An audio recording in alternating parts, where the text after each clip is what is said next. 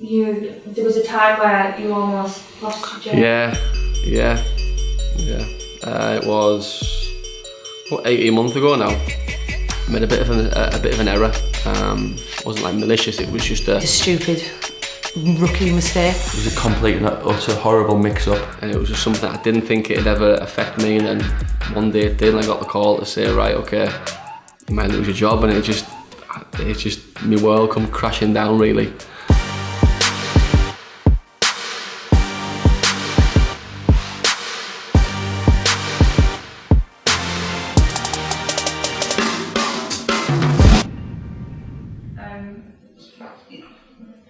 Lee called you the boys, and it's like, it's you, Darren, Nathan, Jordan. It's because I think because me and James and Nathan and Jordan have all been there for quite a long time.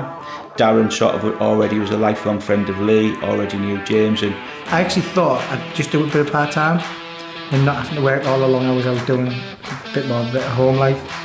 So I'd done it part time for 5 weeks, and then basically packed my job in and went full time doing this. Lots of people who are at Bespoke kind of come from competitive backgrounds.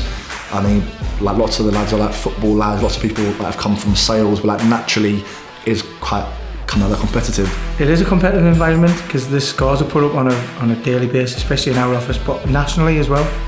And I'm a competitive person, being from football background. Our office is a quite competitive office. He makes it like that. We all love each other, we're all part of the same team, we're all on the same journey together. But at the same time, there's that competitive edge, of course there is. We do help each other, but there's times where I look at the scoreboard and if I see a few names out above me, I'm thinking, right, okay. So it is dog eat dog, but we've all got that mutual respect and it'd never ever come between us. It's banter. It's when I used to work on site, it was what I missed when I moved off site. It's just having that ability to have a laugh and a joke. But then when you need that support, when you need someone to answer a question, those are the guys that you go to. It's a laugh, so you can have a laugh in the office, and then there's times where, like, we've got close to most of the people in the office, to be fair. Everyone pushes each other at work, you know, so you can, one minute everyone's got their heads down pushing each other to try and do better at work, and then the next minute you can just relax, you know, and maybe just go for a few drinks about your week and stuff, so it's good to have both sides of things, really.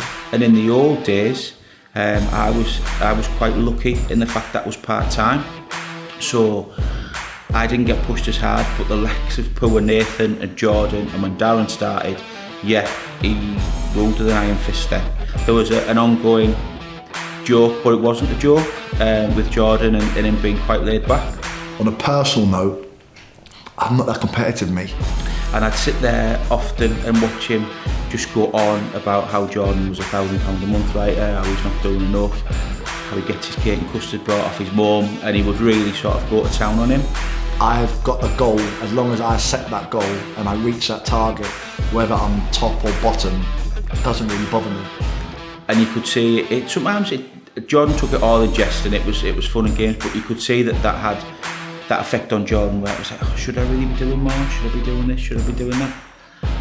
I know that I'm probably one of the minority in that sense who has that mindset at Bespoke. But for me, every single month I've got what I want to achieve, and as long as I achieve it, I'm happy.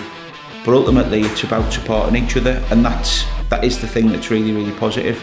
There's no, I'm beating you and there's none of that. It's like, well, follow me, like I'm showing you how to do it, follow me and you can do the same. If they're not doing that not because they can't, because they're a little bit lazy, or they don't want to put the effort in that Lee puts in, that's when he can sort of become a little bit, iron fist like. In secondary school in particular, like my speech got quite bad. Don't know why or how, I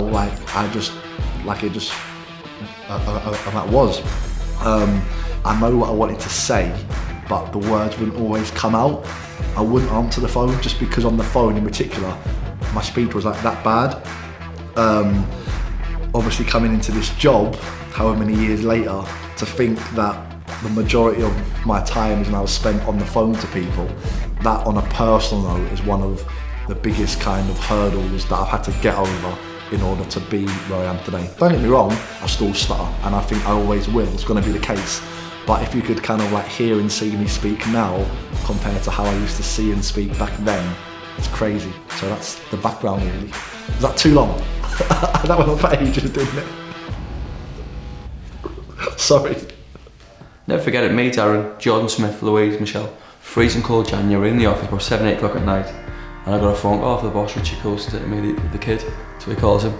I said, yeah, he said, he's got to go. I said, what do you mean he's got to go? He said, he's got to go. And I just went white, and I thought, it's my first challenge as a lead. I've just quit selling to walk into this. I've got to tell someone who I love. He's like a little brother to me, that he's done, and I just couldn't accept it. So we went back and forth a few times. I spoke to him, I got his version of events.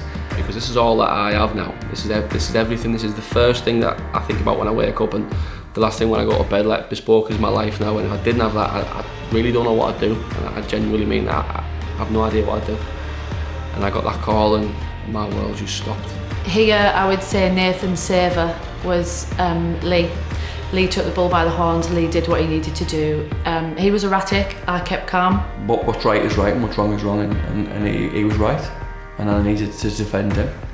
We just did what we had to do for Nathan, because like Lee says, and we all say, if one of us goes to war. We all go to war. It was the first time I've seen Lee panic and worry, the sheer panic in his eyes for Nathan, because of the love that we all have for him. And it was a really hard time. We got our heads together, me, Michelle, Louise, Darren, as we do. We sat downstairs at a crack and we said, like, what do we do? And we got a dossier together of statements and whatever else. And me and Darren got in the car about 4 or 5 o'clock in the morning. We knew there was a big event in Birmingham we were going to. We got there early so we could sit and confront this one person that was part of the mix-up with Nathan, the confusion and the error that had been made really. And I just laid it on thick, and I just told him what I thought of this boy, how much I loved him and cared for him, and that they were going to take someone very special out of the industry by something that didn't need to happen. It was a mistake. We can resolve it by just being adults in a really shitty industry. This isn't a shitty person, it's a good kid. Please just go with your heart here and follow that. The fact he's a good boy, and this is just a total mix-up and confusion. And I laid it on the line. Darren also chipped in front of the line, and he was given a second chance, and he's now flying in life. And it's nice to see, and I love him. The company got behind me, and Lee being Lee was like, right, well, if Nath goes, like, we all go. And then that just shows that, like, where I was at. And I didn't already believe I was in the right place. That certainly like cemented things for me. And it wasn't just Lee, there was other members of staff that were like, right, well, if Nath goes, we're all going. And it's as simple as that. Like, one of us goes to war, we all go to war, and that's Lee's phrase, and he certainly stuck by that. And if it wasn't for them people, I wouldn't be where I am today. Yeah. I'm just going to come out of it, right? We sort of wanted like a little bit of drama. Drama? I'd say more pranks than drama. Aaron springs to mind straight away, like you can't turn a corner in the building without him jumping out on you. Pranking people, I don't know, I'm very immature. I just have to, it's funny.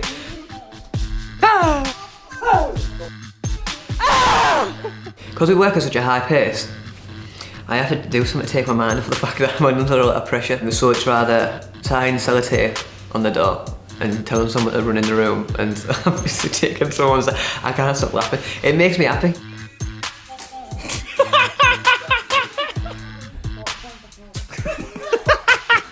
Like my best prank, it probably would just be just recording Aaron singing, because he loves a little singer-song. Like, he'd be just like there doing his work, and he'll just kind of like, got my bag up against the wall.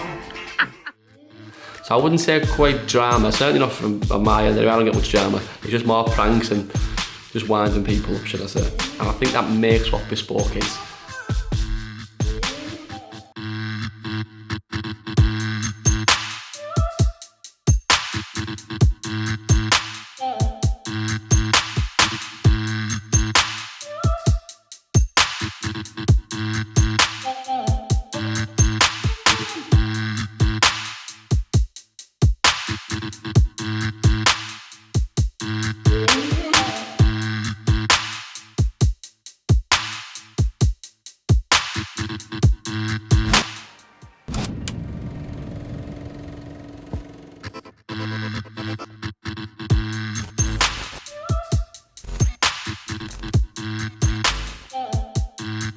Is there any drama in the office?